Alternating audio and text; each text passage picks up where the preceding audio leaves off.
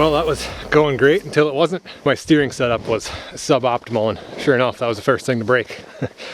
Other than that though, she wasn't doing too bad. With the holes in the belly pan, I was getting some snow up in there, and it was kind of sitting on the pod filter on the carb and melting, and we were sucking a little bit of water, so she'd get boggy at times. But if I had the stock airbox, I'd put it on there, but didn't have it when I bought the sled, so just got that pod filter on there for now.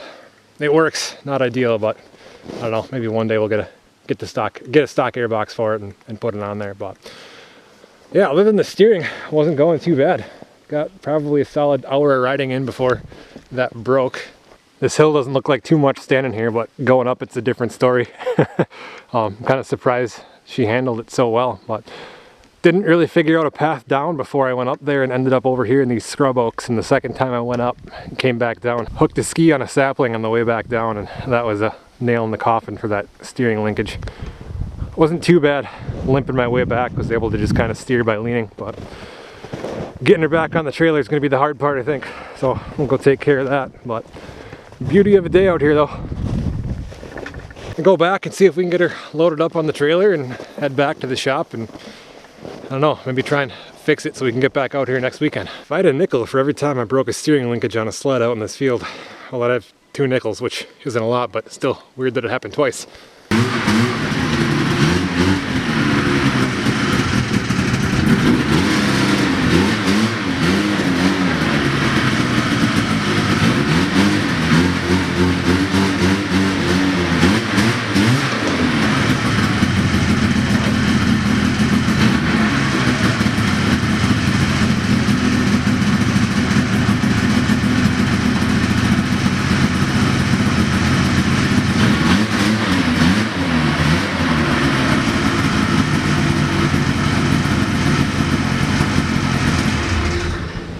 Oh, you can see there where the steering linkage broke, and honestly that was probably kind of destined to fail right from the beginning. I mean, that was some thin wall tubing to start out with, and from me hammering it flat already kind of weakened the metal. So we'll have to redesign that, and what I'm thinking about doing is actually flipping this upside down. So the heim joint is on the bottom of this arm, and then there's already a hole on the inside of the frame right here. I'm thinking if I just widen that out or open that hole up a little bit on both sides, and I can just run the steering linkage down through the frame down here, and then it'll be down and out of the way of the engine mount and everything. And then I'll get a better angle out here on these heim joints and this tie rod and everything else.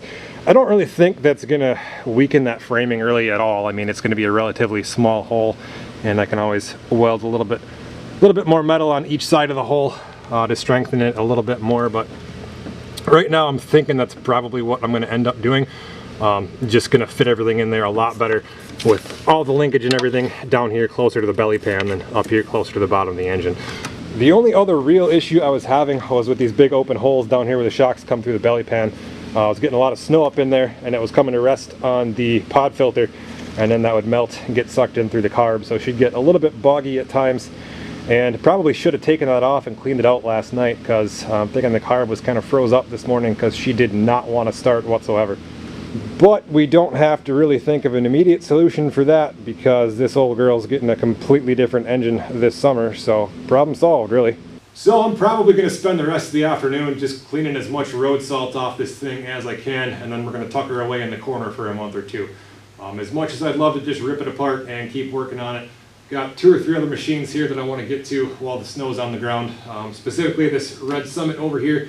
Just want to go through the maintenance list on that, clean the carbs out, grease everything, just check it all over. Looks like it is dripping a little bit of oil out the exhaust, so I don't know if the oil pump's maybe hanging up on it or if it needs seals, but either way I just want to give that thing a good once over before I put too many miles on it, so I think that's going to be next on the list. So until then, I want to thank you guys very much for watching. I greatly appreciate it, and we'll see you in the next one. Have a good one.